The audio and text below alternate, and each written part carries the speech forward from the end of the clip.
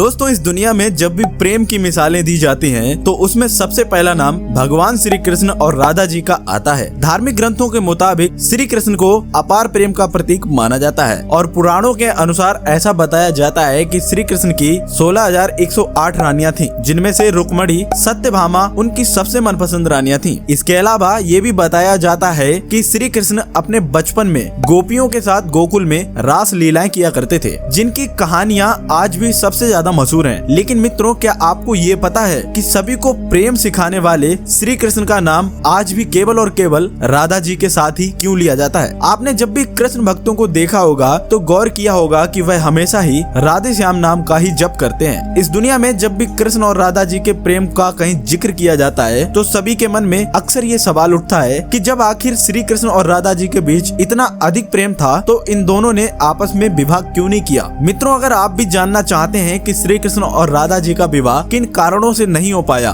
तो बने रहिए आज की हमारी इस वीडियो के अंत तक। नमस्कार मित्रों, स्वागत है आप सभी का हमारी आज की इस वीडियो में। दोस्तों, जैसा कि आपको बता दूं, पद्म पुराण के अनुसार ऐसा बताया जाता है कि राधा जी विष्णु भानु नाम के गाँव वाले की बेटी थी। उनका जन्म यमुना नदी के पास रावल नाम के एक गाँव में हुआ था। कुछ समय बाद राधा जी के पिता बरसाना गाँव में आकर बस गए थे, लेकिन दूसरी तरफ कुछ विद्वानों का ऐसा मानना है कि राधा जी का जन्म बरसाना गांव में ही हुआ था। इसी के साथ ब्रह्मा वैवर्त पुराण के अनुसार ये बताया गया है कृष्ण से उम्र में 5 साल बड़ी थी और उनकी सबसे अच्छी मित्र भी थी। ऐसा कहा जाता है कि जब श्री कृष्ण और राधा जी पहली बार मिले थे तो राधा जी कृष्ण की एक झलक देखते ही उन पर मोहित हो गई थी और उन्होंने कृष्ण को पहली बार तब देखा जब माता यशोदा ने उन्हें माखन खाते हुए ओखली से बांध दिया था। मित्रों, जब श्री कृष्ण बांसुरी बजाते थे तो उनकी बांसुरी की धुन सुनते ही राधा जी उनकी दीवानी हो जाती थी और बेसुध होकर नाचने भी लगती थी। इसके साथ साथ ये भी बताया जाता है कि राधा जी श्री कृष्ण के बांसुरी की धुन में इतना खो जाती थी कि उन्हें अपने घर का भी ध्यान नहीं रहता था, जिस वजह से समाज के लोगों ने राधा जी को ताने मारना चालू कर दिया था। इस बात को लेकर राधा जी के घर वालों ने उनका घर से निकलना भी बंद कर दिया था। लेकिन जब श्री कृष्ण को ये बात पता चली कि राधा जी के घर वालों ने उनका घर से निकलना तक बंद कर दिया है, तो उन्होंने ये बात यशोदा माता को बताई और वो राधा जी से विवाह करने की जिद भी करने लगे। दोस्तों, लाख कोशिश करने के बावजूद भी श्री कृष्ण माता यशोदा को नहीं मना पाए और माता यशोदा ने श्री कृष्ण को ये कहकर टाल दिया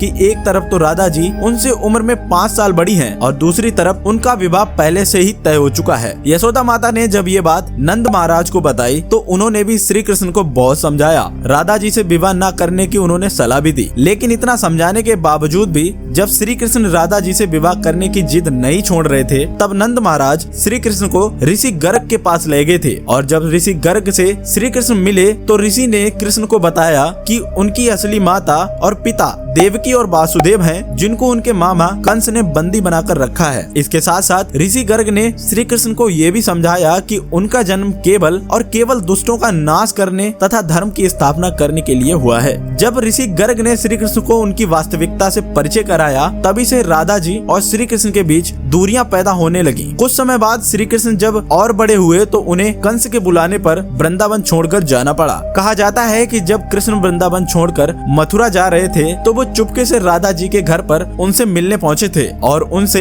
बिना कुछ कहे ही उनको अपनी बांसुरी तोहफे में दे दी थी। इसके कुछ समय बाद ही श्री कृष्ण बड़े भाई बलराम जी के साथ वृंदावन को छोड़कर हमेशा के लिए मथुरा की ओर रवाना हुए और ऐसा बताया जाता है कि जब श्री कृष्ण वृंदावन छोड़कर मथुरा चले गए तो राधा जी उनकी यादों में फूट फूट कर रोती थी। समाज के दबाव में आकर उन्होंने ना चाहते हुए भी अपने पिता की इच्छा के अनुसार किसी और से विवाह कर लिया था। ऐसा बताया जाता है कि श्री कृष्ण के जाने के बाद राधा जी का विवाह माता यशोदा के भाई ब्रियान से हुआ था। राधा जी को अपनी एक दुनिया बसानी भी पड़ी थी जो कि बिल्कुल ही अलग थी। राधा जी का विवाह होने के बावजूद भी जब उन्हें श्री कृष्ण की याद आती तो वह अक्सर बांसुरी बजाकर उनकी यादों में लीन हो जाया करती थी। वैसे मित्रों, श्री कृष्ण और राधा जी का विवाह न होने के पीछे 2 कथाएं और भी प्रचलित हैं, जिसमें पहली कथा के अनुसार ये बताया जाता है कि ऋषि शुक्लाचार्य भगवान विष्णु से भी ज्यादा ज्ञानी थे, लेकिन इसके बावजूद भी देवराज इंद्र शुक्लाचार्य के बजाय भगवान विष्णु को अपना गुरु मानते थे। जब शुक्लाचार्य ने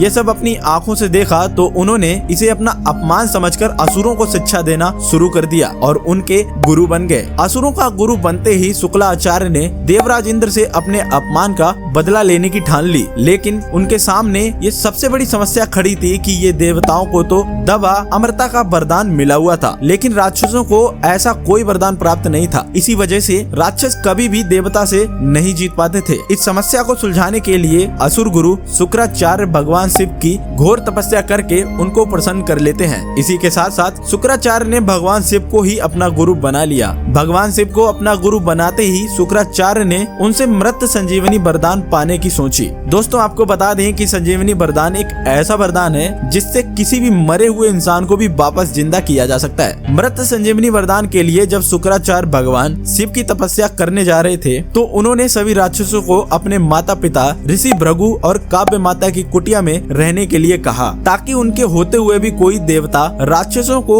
नुकसान न पहुंचा सके। जब देवराज इंद्र को ये बात पता चली तो उन्होंने इस कुटिया पर हमला कर दिया और हमला होते ही काव्य माता ने अपनी शक्तियों से एक ऐसा कवच बनाया जिससे कि कोई भी देवता किसी राक्षस को नुकसान न पहुंचा सके। इस तरह से सभी देवता राक्षसों से हारने लगे। ये सब देखते हुए भगवान विष्णु ने देवताओं की मदद करने के लिए अपनी सुदर्शन चक्र से काव्य माता का सर धड़ से अलग कर दिया। हालांकि ऋषि भृगु ने अपनी पत्नी यानी कि काव्यमती को कामधेनु गाय की मदद से वापस जिंदा तो कर लिया था, लेकिन इसके साथ साथ उन्होंने भगवान विष्णु को ये श्राप दिया कि उन्हें इस धरती पर जन्म लेकर पत्नी वियोग सहन करना पड़ेगा। और दोस्तों, बताया जाता है कि ऋषि भृगु के द्वारा दिए गए श्राप की वजह से श्री कृष्ण जी का विवाह राधा जी से नहीं हो पाया था। ऐसा इसलिए कहा जाता है क्योंकि भगवान विष्णु ने ही श्री कृष्ण के अवतार में इस धरती पर जन्म लिया था। अब मित्रों, श्री कृष्ण और राधा जी का विवाह न हो पाने के पीछे एक और कथा भी काफी ज्यादा फेमस है, जिसके मुताबिक ऐसा बताया जाता है कि एक बार देव ऋषि नारद को ये घमंड हो गया था कि खुद कामदेव भी उनकी तपस्या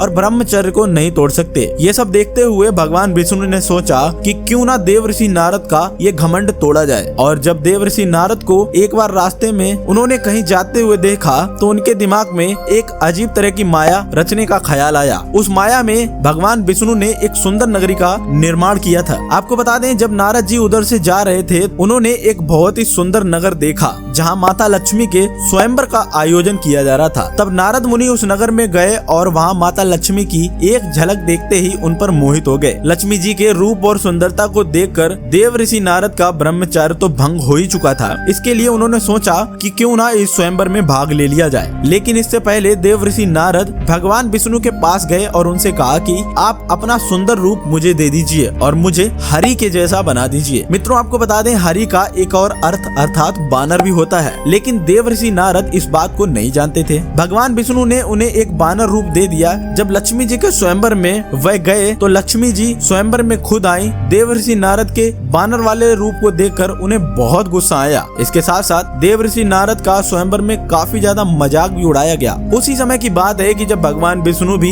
एक राज का भेष रखकर स्वयंवर में आए। भगवान विष्णु के सुंदर रूप को देखते ही लक्ष्मी जी ने उन्हें अपने पति के रूप में चुन लिया। ये सब देखकर स्वयंवर में बैठे सभी लोग देव ऋषि नारद का और जोरों शोरों से मजाक उड़ाने लगे। उन्हें कहा कि पहले जाकर अपना रूप देख लो, तब जाके स्वयंवर में भाग लेना। ऋषि नारद ने शीशे में जाकर जब अपना रूप देखा तो इन्हें अपना बानर वाला रूप देखकर बहुत ही ज्यादा क्रोध आया। इसी के साथ साथ देव ऋषि नारद भगवान विष्णु को बुलाकर भला बुरा कहने लगते हैं और उन्हें श्राप दे देते हैं कि जिस तरह से मैं स्त्री वियोग में तड़प रहा हूँ उसी तरह तुम्हें भी अपने हर जन्म में स्त्री वियोग सहन करना पड़ेगा। लेकिन इसके कुछ समय बाद नारद मुनि को अपनी गलतियों का एहसास भी हो गया था और उन्होंने भगवान विष्णु से इस बात के लिए क्षमा भी मांगी थी। इसके बाद भगवान विष्णु ने नारद मुनि को क्षमा करते हुए बताया कि ये सब तो उनकी ही माया थी। वैसे दोस्तों, आशा करता हूँ कि आपको अब ये अच्छे से समझ में आ चुका होगा कि किस कारण श्री कृष्ण का विवाह राधा जी से नहीं हो पाया था। फिलहाल दोस्तों, आप हमें कमेंट बॉक्स में ये जरूर बताइएगा कि किस श्राप की वजह से राधा जी का विवाह श्री कृष्ण से नहीं हो पाया था। आज के वीडियो को देखने के बाद आपको कैसा लगा, आपको जानकारी पसंद आई भी है या नहीं, आप हमें ये भी कमेंट में जरूर लिखें। हम मिलेंगे आपको ऐसी ही एक अगली वीडियो में, तब तक के लिए धन्यवाद।